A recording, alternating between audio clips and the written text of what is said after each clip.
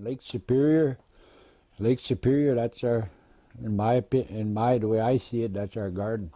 Me and Talon, we were on the front page of USA Today, that newspaper, and that was 10 years ago, 2007. And part of that was the mercury. They're doing a mercury pollution type study across the nation, and that's one of the things that changed our lives when we gather now. We adopt the different methods, and what's changed our life. There's some lakes that we fish on. You can't even eat fish, and you can't even eat. You would not even want to feed the fish to your kids because of the mercury that's in the lake. In fact, you wouldn't even. They say you wouldn't want to even feed a woman who's pregnant. So there's all these different lakes now that have different mercury levels on it, that we go spearing on. In fact, even Lake Superior has is probably less harmful because a big body of water than the inland lakes. There's smaller. So there's some places that I won't even go catch the fish. And that was 10, 15 years ago. Went to one lake up there by Solon Springs, caught some fish there, and I looked at put the light on there and looked at the walleye, and they were just faded. They didn't even have no color hardly. They were just faded, faded. Something wrong with that fish. They didn't look right, different. So I didn't eat them. But there's another treaty over here, the unwritten law. The unwritten law that we've gotten away from. Everybody. It's everybody. We've gotten away from that unwritten law. For an example, you got 20 fish in that, 20 fish down there. You're going to take all that fish, or you're going to leave some fish in there so they can reproduce for the future generations down the road. Or when you go in the woods, and do I take all the birds in that one spot? No, you leave some. So there's a reverence and respect, not just the Anishinaabe who have treaties, but there's a reverence and respect that the human race has to the earth. And we've gotten away from that. And when I'm fishing and doing other sorts of stuff, kind of clears my mind. It's very spiritual, and if you do it in the right way.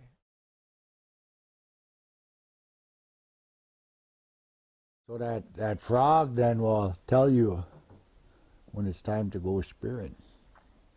Or there's different things you kind of watch out for with the leaves, with the if you wanna, the suckers spawn when them papa leaves are about big as a squirrel ear, they'll say. So when that leaf in the springtime, that leaf is big as a squirrel ear, don't set your nets then, unless you want to catch 1,000 suckers. Or the temperature in the water. Mille Lacs, for an example, Mille Lacs today now, Mille Lacs Lake is suffering, and walleye are dying. They're dying in that lake. So when the water temperature in the springtime reaches a certain temperature, that's when all them walleye will spawn in the springtime. That's when they'll spawn. They'll spawn here too. But I remember 5 years ago or 4 years ago, a hard time trying to find the fish. Trying to find the lake, trying to find the fish, because their environment changed. So where they went out deeper in the lake, where it was cooler. The temperature of the water was different. So even the climate even changed the patterns of the animals, of the fish. It changed, it was different. But I noticed something. I noticed when the water was warming up because of the climate, because the climate was different. I noticed we were catching bass. Holy crap, we catching great big bass. Where are the big bass? I never used to catch that many bass. So I think they came from, my guess, they came from Chequamegon Bay. Chequamegon Bay is shallower water, and the water was warmer, and they come going this way, and the other fish went out. They went out. So I often thought, since that experience, I often thought if we had a tremendous climate change, what would happen to Lake Superior? And I seen it, what's going to happen. I seen that summer what's going to happen. There's going to be more bass and more. I mean, there might even, and I think if Lake Superior warms up any more than it does, you're going to start seeing a big decline in trout, a big decline in different species of fish, and you're probably going to see like more bass, and this will probably be the biggest walleye lake in the world. You know, so can we eat? Do I feel bad the lake is changing? Yeah, I do. Just like Talon talked about. He talked about, and he's right. He's right what he talked about. It's going to change things, how we are. It's going to change our culture.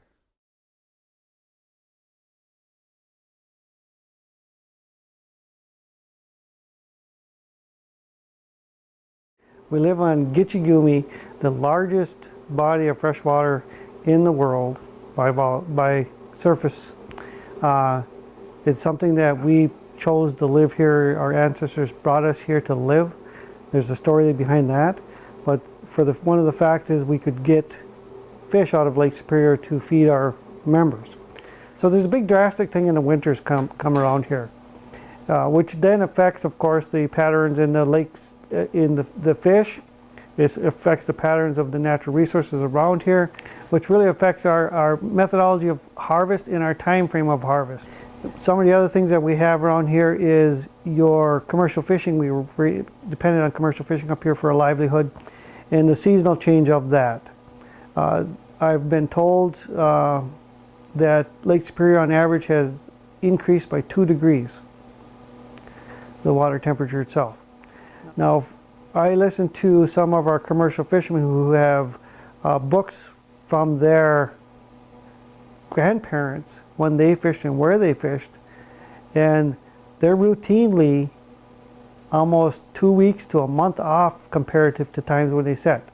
So they look in their little black book and it says, we should be over here July 1st.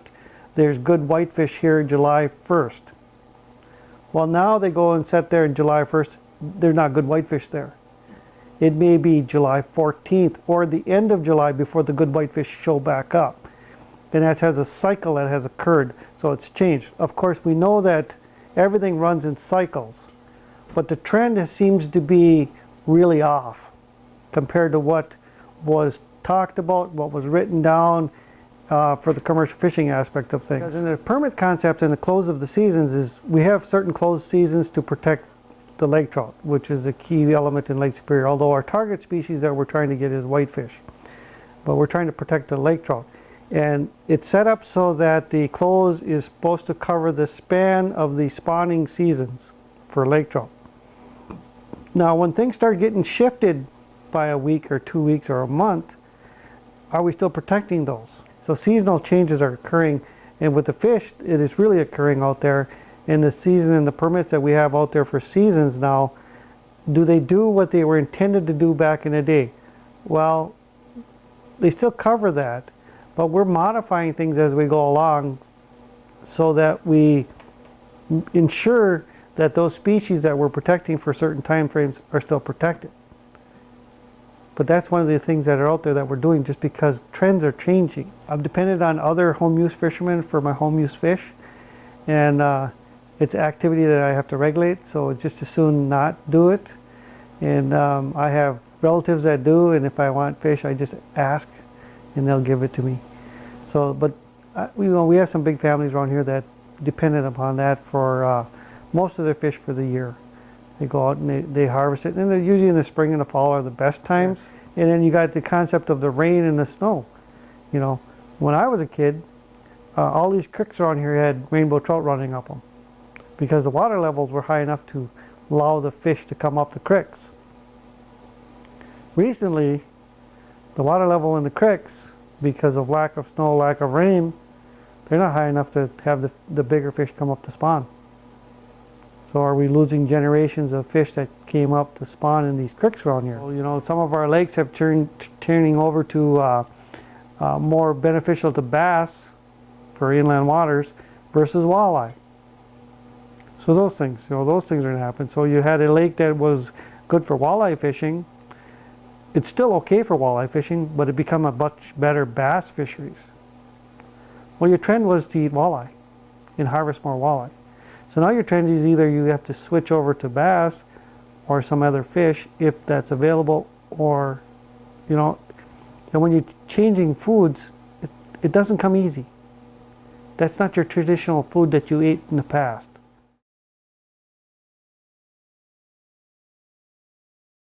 My research focuses a lot on climate change effects on fish populations in inland lakes, as well as other stressors on fish populations, such as invasive species and land use change and stuff like that. We were really interested in understanding declines that were already observed in walleye in Wisconsin lakes and the simultaneous increase of largemouth bass at the same time. So initially my research focused on that, of understanding what was happening right now and what had already happened and the drivers of that, and that kind of led us into projections of climate change. So our early work trying to understand walleye declines in Wisconsin showed that most of the declines could be traced to recruitment failures, so failures of walleye to survive through their first summer and into their first fall. In places where they used to do that, they weren't doing it as often anymore. So we tried to understand lake characteristics that were associated with good walleye recruitment versus not so good. And one of the major ones that we found was that water temperature was a good predictor of walleye recruitment success. So lakes that were warmer were less likely to support walleye recruitment. Lakes that were cooler were more likely to support walleye recruitment, with some exceptions. So we found that in big lakes, in Wisconsin's biggest lakes, or the ceded territory's biggest lakes, even if they were warm, walleye did okay. So it was more in the smaller lakes that they seemed really sensitive to water temperature. So that was kind of understanding the current situation. And then I worked with a number of collaborators to develop some projections for how might water temperatures for Wisconsin lakes change into the future, and what might that mean for recruitment. And we found, probably not surprisingly given what I said, that warmer lakes are less likely to support walleye recruitment. Under scenarios of climate change, as lakes get warmer, they're less and less likely to support walleye recruitment, and conversely more and more likely to support high abundances of largemouth bass. But again, the lake size effect holds into the future, so the biggest lakes seem to be most resilient, that even as they warm, they're predicted to still be okay for walleye. I have a new research project starting up that will look at that a little bit in Minnesota lakes, lakes that are invaded by zebra mussels and spiny water flea that are really disrupting the food web, as well as, in the case of zebra mussels, changing water clarity, which can really change the temperature dynamics of lakes. We're looking into that and how they might interact with climate change. But the lakes that we predict that are going to be most resilient to climate change, or we think are going to be most resilient to climate change, are generally the places that walleye are native to. So big rivers, big lakes, flowages. These are places that walleye seem to be able to handle warming a bit better than really small inland isolated lakes where walleye were stocked over the past 100 years and did pretty well in a lot of cases for a while when climate conditions were right, and maybe conditions just aren't right for those places anymore. Well, and generally the lakes that are speared by the tribes are those really good, large, big producer lakes, the most resilient ones. So that's good news. You know, that Superior is warming faster than any lake in the world, and that's certainly going to have effects on the fish community. But one of the main theories for Superior is that it's an ice cover effect. So a positive feedback of as there's less and less ice cover, it receives more sunlight and warms more, and then there's less ice cover and then it warms more. And Superior doesn't have a ton of oxygen issues, so that squeeze usually is because the cold bottom waters don't have oxygen and the oxygenated waters on top are too warm, and then things get squished out. Superior is generally pretty well oxygenated, but